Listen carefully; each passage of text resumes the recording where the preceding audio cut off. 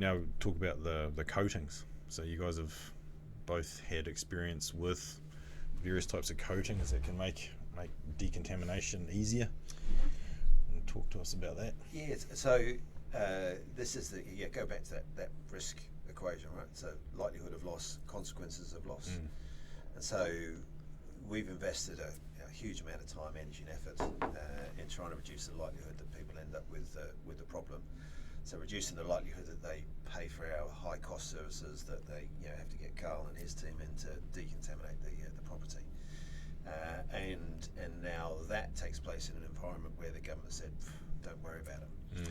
So what does that mean? Well, that means that regardless of the reference level that people work to, you're more likely to end up with a problem.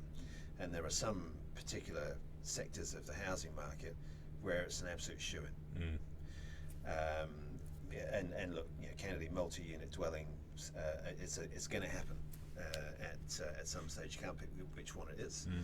And so one of the things that we started doing years ago was engaging with coating manufacturers, so paint, and saying, well, surely you guys have got some products that you could use in that sort of an environment. They're going to be more expensive than a standard paint from Dulux or Resines, but surely there's something that you've got that's going to be easy to clean, and that's where we appear to be getting to. So it's still a bit of an evolution, and it's not the sort of thing that every homeowner would go out and invest in.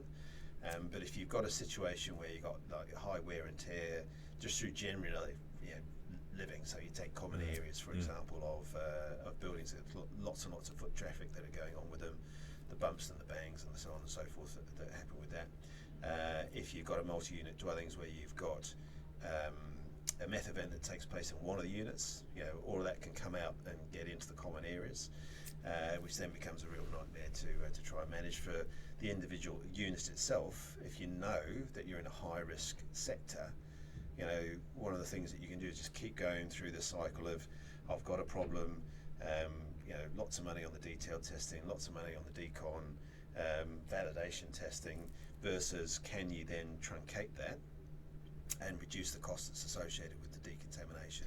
I think Miles, when we first looked at those products a long time ago was when we were looking at polyurethane in particular, in some surfaces that were very hard to decontaminate, and we were looking at products that we could use to coat them, because we clean them and the levels will go up because it's leaching through, and that's when we first started looking at having the conversation to try and find out what a solution to that might look like, because you've got structural elements. So there's some famous New Zealand housing brands that are structural and got an awful lot of varnish, strength polyurethane. We hate clearly those, don't we, Miles? I think it's not a decontamination company in the country that hasn't been owned by one of those.